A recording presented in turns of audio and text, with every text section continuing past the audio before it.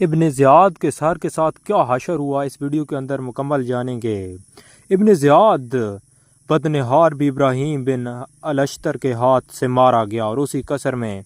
جہاں میں حضرت حسین رضی اللہ تعالیٰ عنہ کا سر مبارک اس کے سامنے پیش کیا گیا تھا، اس کا سر مبارک بھی رکھا گیا اور پھر اس کے سر پر جو بیتی وہ سننے کے لائق ہے۔ امام ترمذی اپنی جامعہ میں فرماتے ہیں کہ عمارہ بن عمیر کا بیان ہے کہ جب عبید اللہ بن زیاد اور اس کے ساتھیوں کے سر لا کر چوک کی مسجد میں بالترتیب رکھے گئے تو میں وہاں پہنچا اور اس وقت لوگوں کی زبان میں پر تھا کہ وہ آیا۔ دیکھا گیا تو ایک سانپ سروں میں سے گھستا ہوا ابن زیاد کے نتنوں میں داخل ہوا اور پھر ذرا دیر رہ کر باہر غائب ہو گیا، اور اب پھر لوگوں نے کہنا شروع کیا کہ وہ آیا۔ غرض اسی سانپ نے 2-3 بار ایسا ہی کیا، اور یزید کا جو حشر ہوا وہ حافظ ابن کثیر الفاظ میں لکھتے ہیں کہ یزید نے جو مسلم بن عقبہ کو یہ کہہ کر کہ وہ 3 دن تک مدینہ نبی میں قتل و غارت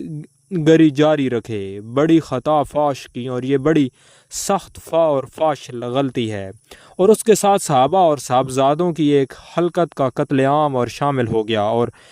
سابق میں گزر چکا کہ حضرت حسین اور ان کے اصحاب عبید اللہ بن زیاد کے ہاتھوں قتل کر ڈالے گئے، اور مدینہ منورہ میں ان 3 دنوں میں وہ مفاسد عظیمہ واقعہ ہوئے کہ جو حد و حساب سے باہر ہیں اور بیان کیے ہی نہیں جا سکتے، اور بس اللہ عز و جل ہی ان کا علم ہے۔ یزید نے تو مسلم بن عقبہ کو بھیج کر یہ چاہا تھا کہ اس کی سلطنت و اقتدار کی جڑیں مضبوط ہوں، اس کے ایام حکمرانی کو بلا نزع دوام حاصل ہو، اور مگر اللہ تعالیٰ نے اس کے خلاف مراد اس کو سزا دی اور اس کے خواہش کے درمیان آڑے آ گیا، اور اس طرح اللہ تعالیٰ نے جو سب ظالموں کی کمر توڑ دیتا ہے اس کی بھی کمر توڑ کر رکھ دی۔ کربلا کے دن حضرت حسین کی اولاد نرینہ میں بجز حضرت زین العابدین کے علاوہ کوئی مرد باقی نہ بچا۔ پھر حق تعالیٰ نے آپ کی پشت سے خاندان نبوت کے جتنے افراد کو پیدا کرنا چاہا پیدا فرمایا اور ان کے شرف و غرب میں پھیلا دیا، چنانچہ کوئی نوا اور کوئی شہر ایسا نہیں جہاں ان کے حضرات کے وجود سے خالی ہو، اور نہ کبھی خالی ہوگا۔ یزید اس کی نسل سے ایک شخص بھی باقی نہ رہا اور نہ ہی چھوڑا۔ اللہ تعالیٰ نے جو گھر کو آباد رکھے اس میں دیا جلا سکے، نہ کوئی نام لیوا نہ کوئی پانی دیوا۔ اللہ تعالیٰ سب سے سچا ہے۔ حضرت حسین نے اخیر وقت میں جو شرطیں رکھیں ان میں سے ایک یہ بھی تھی کہ مجھے دمشق بھیج دیا جائے۔ یہاں سے سب سے پہلے اور طلب بات یہ ہے کہ کیا حضرت حسین نے اپنی زندگی کے کسی دور میں بھی یزید کی خلافت منعقد ہونے پر اپنی رضامندی ظاہر کی؟ سب سے پہلے جب یزید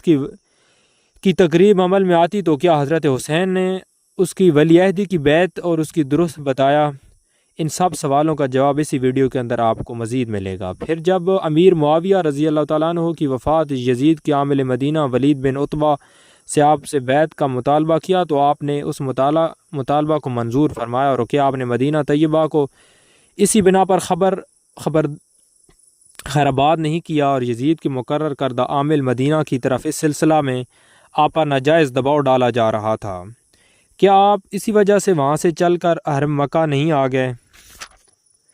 آپ کا آخری خطبہ جو آپ نے میدان کربلا میں دیا تھا آپ کے موقف کو صاف صاف بتا رہا ہے۔ یہ خطبہ احیاء العلوم اور امام غزالی کے حوالے سے نقل کیا جا چکا ہے،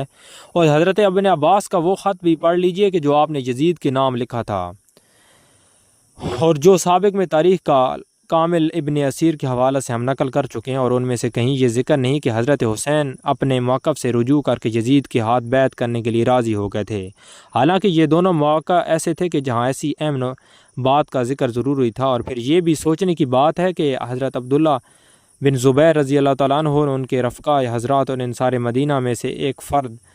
جب سے وہ یزید کے خلاف کھڑے ہوئے اور کبھی اپنے موقف سے رجوع کیا، حضرت حسین رضی اللہ تعالیٰ عنہ کرتے